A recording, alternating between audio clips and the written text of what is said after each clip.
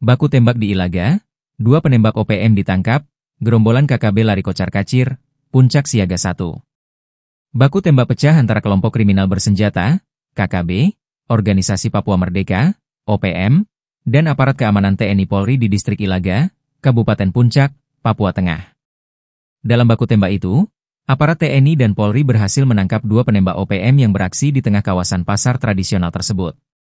Sayangnya 2 penembak OPM itu ditinggal kabur oleh rekan-rekannya yang memilih untuk menyelamatkan diri. Dalam baku tembak itu, 8 kali suara tembakan terdengar keras dan menggetarkan suasana, bahkan hingga ke pusat kota Ilaga, termasuk di kawasan lapangan Trikora yang tak jauh dari lokasi kejadian. Merespons insiden tersebut, aparat keamanan langsung bergerak cepat. Tim gabungan TNI Polri segera melakukan penyisiran dan pengejaran di sekitar area pasar serta menyisir jalur pelarian yang mengarah ke lapangan Trikora dan Kampung Ilambet. Dari informasi yang dihimpun, pelaku penyerangan diduga berasal dari kelompok bersenjata yang bersembunyi di dalam keramaian pasar sebelum melepaskan tembakan. Aparat sempat membalas dengan tembakan peringatan untuk membubarkan konsentrasi massa dan mengejar pelaku yang melarikan diri.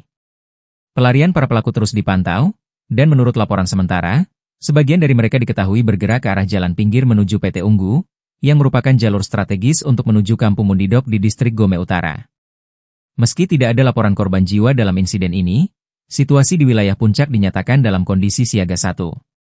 Aparat gabungan terus bersiaga di beberapa titik strategis untuk mencegah eskalasi konflik dan menjaga keamanan warga sipil. 2 orang yang diduga terlibat telah berhasil diamankan dan saat ini tengah menjalani pemeriksaan intensif di Polres Puncak untuk pendalaman lebih lanjut. Sampai berita ini diturunkan, kondisi di kota Ilaga masih dalam pengawasan ketat. Warga diimbau tetap waspada dan membatasi aktivitas di luar rumah saat malam hari.